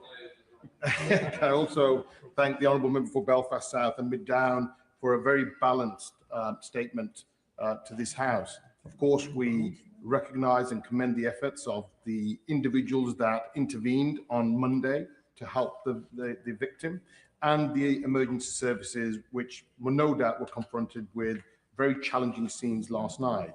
My question is very simple. Will the Minister be looking at special courts to expedite matters where we have rioters with harsh sentences so as to act as a deterrence? Well, Mr. Speaker, I'm grateful to him for the point that he raises. I think he will understand that his question doesn't sit within my ministerial area of responsibility, but I know colleagues elsewhere in government will have heard it, and I'll make sure that he gets a response from them about it. Mr. Speaker, the victim, Stephen Ogilvie, is actually a health service worker, a radiographer, and our health service across the United Kingdom, and especially in Northern Ireland, depends on many people working from many nationalities, many communities. So it was abhorrent to see some of those health service workers actually attacked last night by those contemplating and delivering this violence. Can I ask the Minister, what steps is he taking to ensure that all authorities in Northern Ireland have the full support of this government in any action that is needed to be taken against those who are perpetrating the violence, but also those who are acting online to spread the hatred and the violence that we are now seeing? My party leader spoke this morning with the father of the victim, who has made a direct appeal to those spreading disinformation online to stop. And that actually includes the disinformation that his son has died. So what steps can the government take to support the family and the father in their absence? Well, thank you, Mr. Speaker. He's absolutely right to raise concerns, which I think will be shared across the House, about the attacks that took place on health service workers, whom we owe a huge debt of gratitude for their incredible work. He's also right to raise concerns about activity taking place online, and as I said in an earlier response that is something we take very seriously and work across government on. I think it's important for me to reiterate that both the Secretary of State and the Parliamentary Under-Secretary from the Northern Ireland office are both in Northern Ireland today. I know that they will be talking to colleagues, and I know that they will be consulting widely across this place to make sure that the support that we provide is proportionate, and where there is more that we need to do to help, then I know that the government's door will be open to that. Thank you, Mr. Speaker. The pogroms we witnessed last night should shock the nation. They were horrific in every sense and are bound to have left minority communities across the country terrified. We saw widespread scenes of violent disorder, homes ablaze, and reports of people's cars being stopped and checked on the basis of race. The depraved scenes of violence that triggered the eruptions last night were also absolutely horrific and understandably invoked anger. These are scenes more reminiscent of the darkest chapters of history than modern Britain. We must be honest, something is profoundly wrong. Why is it that isolated incidents are repeatedly followed by such extreme and widespread eruptions of violence? And what failures of policy and governance over the decades have brought us to this point where anger and vulnerability have become so dangerously heightened and so easily exploited? Yeah.